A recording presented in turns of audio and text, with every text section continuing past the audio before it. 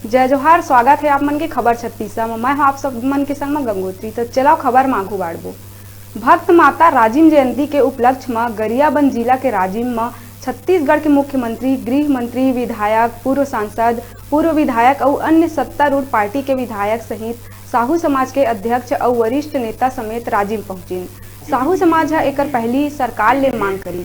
मुख्यमंत्री भूपेश बघेल मंच ले लोगन मन के बीच साझा करत हुए साहू समाज के सब्बो मांग लबानिस और घोषणा करिस के साहू समाज के ओर ले 5 एकड़ भूमि भक्त माता कर्मा के नाम में फिंगेश्वर में नवनिर्मित शासकीय अस्पताल के नामकरण भक्त माता कर्मा के नाम में रखिस।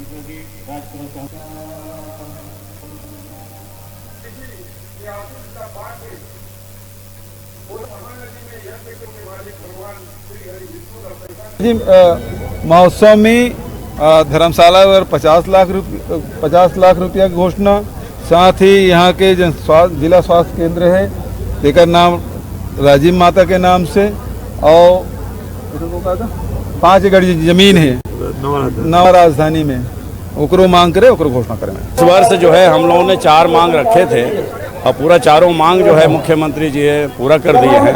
और हम लोग कोटी साहब बहुत बहुत धन्यवाद दिए हैं कि उसने जगह भी 5 एकड़ कर दिए और 50 लाख रुपया यहाँ राजिम माता धर्मशाला के लिए शेष मकान बनाना था भवन, उसके लिए भी उसने स्वीकृति दे दी है।